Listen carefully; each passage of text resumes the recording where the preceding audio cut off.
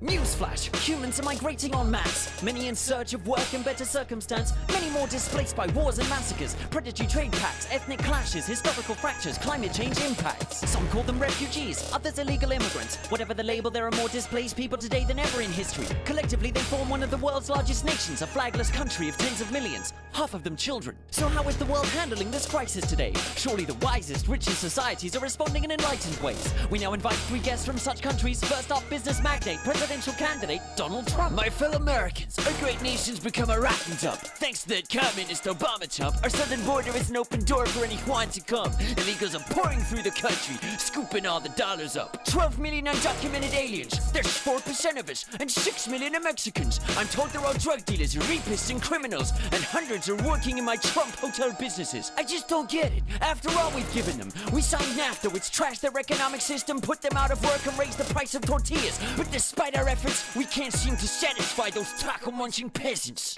Let's bring in Katie Hopkins, a tabloid paper columnist. What's your take on immigrants? It's the day of apocalypse, and the EU is doing nothing to stop loads of unwashed droves from crossing over the ocean like cockroaches. They get on wobbly boats and drown, if we're lucky. Then the survivors arrive on Greek islands and head for this fine country, Great Britain, the United Kingdom, where they swamp our local culture and welfare system. Feral migrants, spreading like the norovirus. We've had to put up miles of fences to stop the tide of outsiders. With jihadi names, weird clothes, and cruel customs, they're robbing us of our own country. Truly disgusting.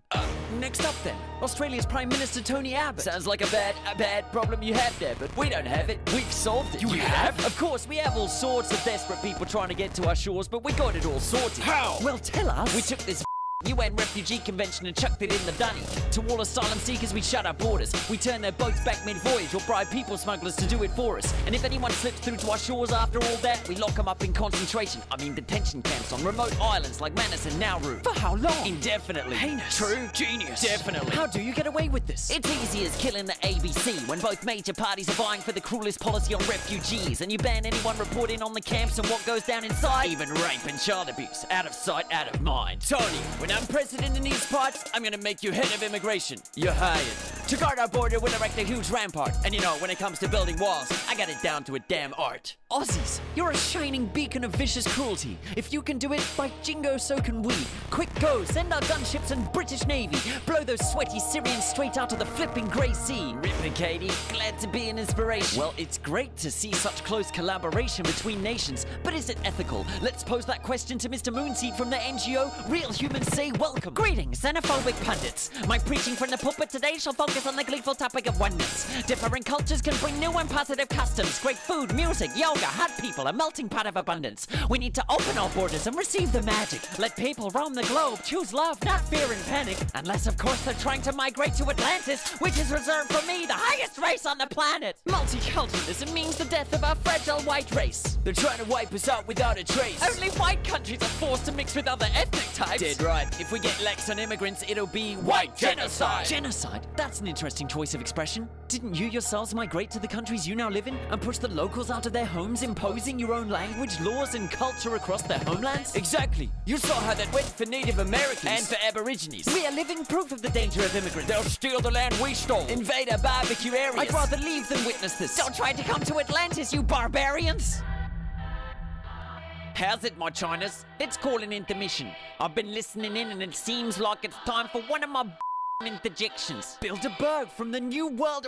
No introductions. I'm pleased to see that you're focusing your anxieties on the hordes of poor people trying to flee to your borders and shores, seeking sanctuary from scarcity, wars, and eco-catastrophes, rather than focusing on these migrants who cross all borders at will, overriding the laws of your countries, wreaking havoc, destroying thousands of local jobs and paying no taxes. Corporations are people too, with special needs. Right now, while you scream about migrants and the refugees, you're about to see the signing of 3 giant corporate treaties, the TTIP, TISA, and TPP. Free trade agreements. Indeed, so free that they're being negotiated in secret. The only details we've seen are thanks to these drafts leaked by whistleblowers and published by WikiLeaks. Worried about migrants affecting the economy when they barge in? Wait till you see these trade pacts annihilate the job market, slash wages, and leave collective bargaining rights discarded. Worried about your sovereign laws? These treaties will override them, so foreign companies can make you a lawsuit target. If your country country ever threatens their potential margins. Worried about guarding your culture from outsiders? These treaties will extend copyright terms for decades after, siphoning knowledge out of the public domain and robbing you of your collective culture and scientific gain. And the spoils from all this plundering will be taken, not by local populations, but by foreign corporations. We welcome that kind of immigrant here. Here too, we give them visas and let them lead the queue. My faithful minions, I knew we could count on your commitment. Whoever said your immigration policies lacked compassion and wisdom?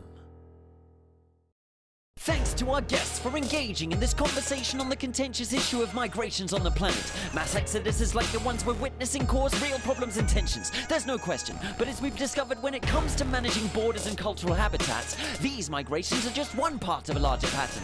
Yet this is the part we're told to fear and fret about. Why does that happen? By now we should have gathered this. When politics, lobbyists, business and media machinate to divert, scramble and mangle our view of the world we're inhabiting, we'd be wise to ask ourselves, whose interest does this skewed perception actually benefit? Someday historians will look back and label this the age of mass displacements and assess how we handled it. Will they condemn our blindness or celebrate our vision and humanity? That's up to us in the present, where history is happening.